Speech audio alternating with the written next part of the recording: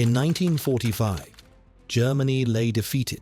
Its cities were shattered, its armies dissolved, and its leadership either dead, captured, or in hiding.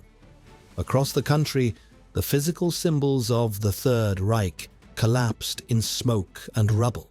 Yet the most devastating revelation of the war did not emerge from ruined streets or broken factories. It came from what Allied soldiers discovered as they advanced across German soil. Behind barbed wire and locked gates, they found emaciated prisoners, mass graves, disease, and starvation on a scale that defied comprehension. Camps that had existed in secrecy were suddenly exposed to daylight.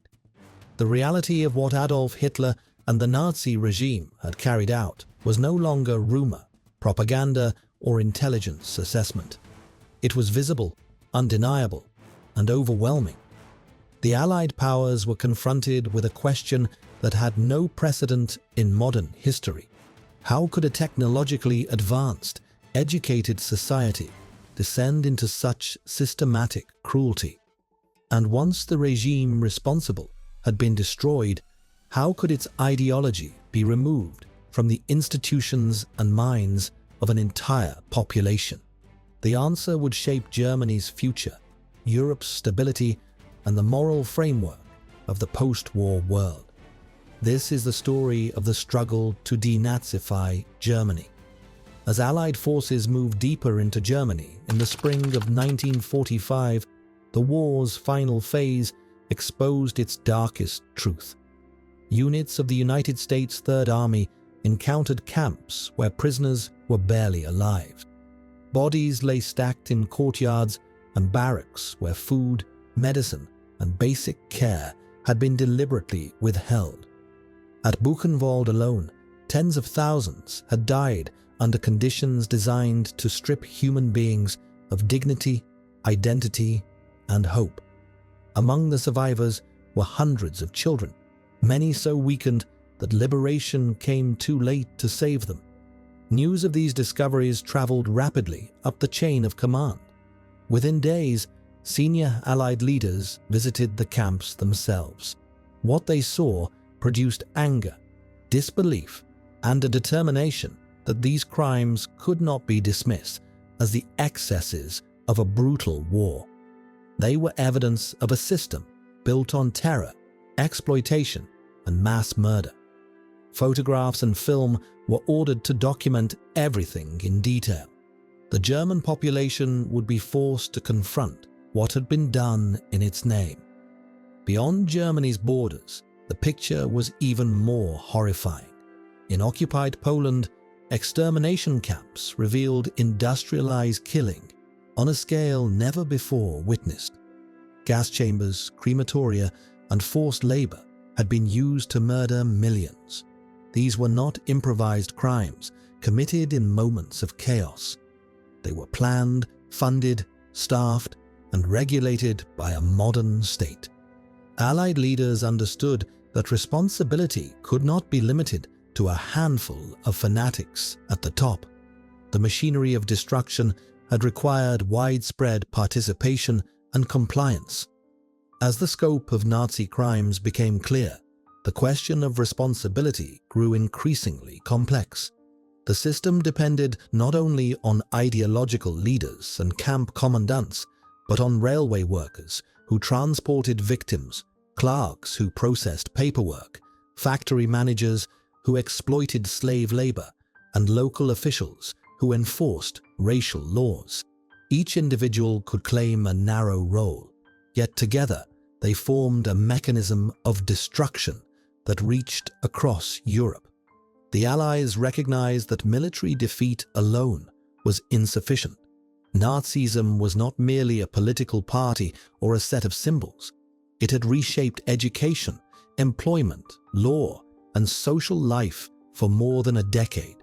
It had rewarded loyalty, punished dissent, and normalized exclusion and violence.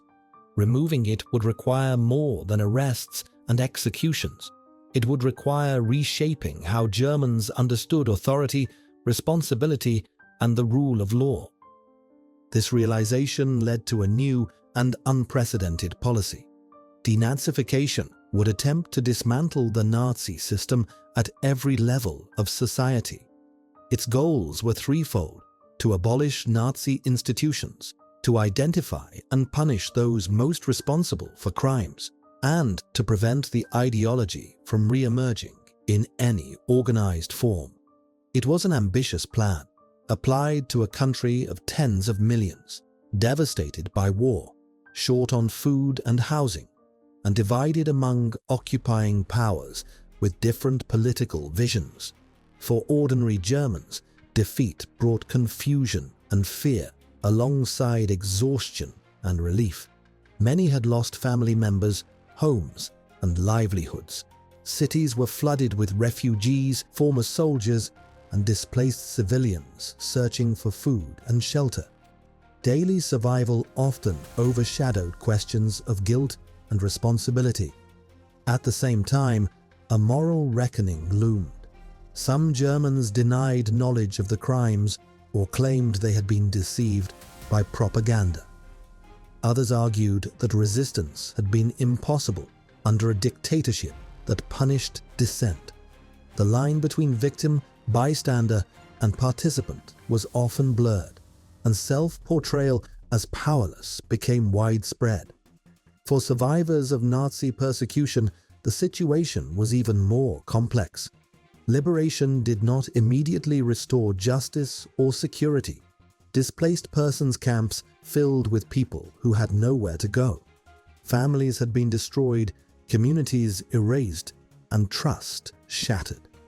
Many perpetrators still lived freely nearby, sometimes returning to civilian life with little visible consequence. For survivors, denazification was not an abstract administrative policy. It was a test of whether the world would hold perpetrators accountable or move on for the sake of stability. Allied soldiers and administrators found themselves caught between moral outrage and practical necessity. They were tasked with governing a defeated nation while ensuring food distribution, restarting public services, and preventing chaos. Every decision carried consequences for justice, reconciliation, and long-term peace. Denazification began with sweeping measures. The Nazi Party was outlawed, its property seized, and its symbols removed from public spaces. Laws enacted under the regime were annulled, and organizations tied to Nazi ideology were dissolved. Public announcements informed Germans that Nazism was finished and would not return. The next phase focused on classification. Millions of Germans were required to complete detailed questionnaires describing their political affiliations, professional roles, and activities during the Nazi era. These forms, sometimes running dozens of pages, became the backbone of the denazification process. Special tribunals reviewed cases and categorized individuals into groups ranging from major offenders to exonerated persons. Penalties varied widely. Some faced imprisonment, forced labor, or confiscation of property. Others were barred from certain professions or required to pay fines. Many were temporarily removed from public positions. In theory, this system aimed to balance justice with proportionality, distinguishing between architects of the regime and those who had participated under pressure or for personal advancement. In practice, the scale of the task quickly overwhelmed the system. Millions were screened. Hundreds of thousands were sanctioned in some form. Tens of thousands were imprisoned. Courts struggled under the sheer volume of cases, while administrative systems faced collapse if too many experienced officials were removed at once. Hospitals, schools, and utilities could not function without trained personnel, many of whom had been party members. Denazification also unfolded differently across Germany. In the Soviet occupation zone, early purges were often harsher and more sweeping, aimed at removing former Nazis from public life and replacing them with politically reliable personnel. In the Western zones, denazification relied more heavily on screening, categorization, and gradual reintegration. These differences would shape the political cultures of East and West Germany long after occupation ended. By the late 1940s, the priorities of the occupying powers began to change. The wartime alliance fractured as relations between East and West deteriorated. Germany, once the defeated enemy, became a front line in a new global confrontation. Stability, economic recovery, and resistance to communism increasingly took precedence over thorough denazification. This shift had concrete consequences. Many individuals who had supported or participated in the Nazi system avoided prosecution. Some were quietly reintegrated into civil service, police forces, courts, and industry. Others were actively recruited for their expertise, particularly in science, engineering, and intelligence. The pursuit of former Nazis became selective rather than comprehensive. Denazification was no longer driven solely by moral judgment of the past. It was reshaped by fear of the future. Political necessity, economic reconstruction, and geopolitical competition began to outweigh the demand for accountability. The process slowed, narrowed, and in some cases, effectively ended. By the early 1950s, formal denazification programs in West Germany were largely abandoned. Responsibility for addressing the Nazi past shifted increasingly to German institutions themselves. This did not mean the reckoning ended. It changed form. Over time, German prosecutors reopened cases that had been ignored or dismissed. Journalists exposed hidden biographies and challenged official narratives.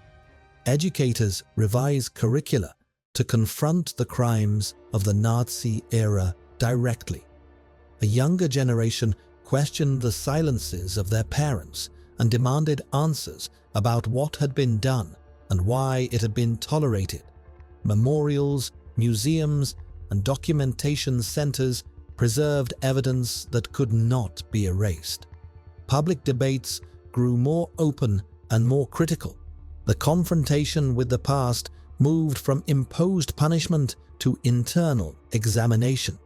It was slower, often painful, and far from complete, but it became embedded in public life.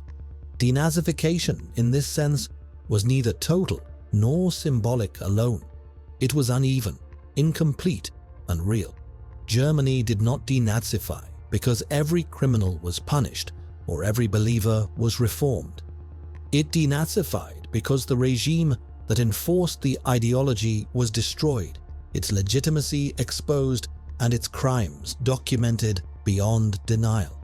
What followed was an imperfect balance between justice and pragmatism, shaped by fear of renewed conflict and the demands of rebuilding a shattered society. The deeper danger revealed by this history lies not only in extremist ideology, but in process. In the normalization of violence, the delegation of responsibility, and the ease with which ordinary institutions can be turned toward extraordinary crimes. The story of post-war Germany shows that confronting such a past is not achieved in months or years, but across generations, and it remains a warning that the conditions which made those crimes possible must never be ignored again.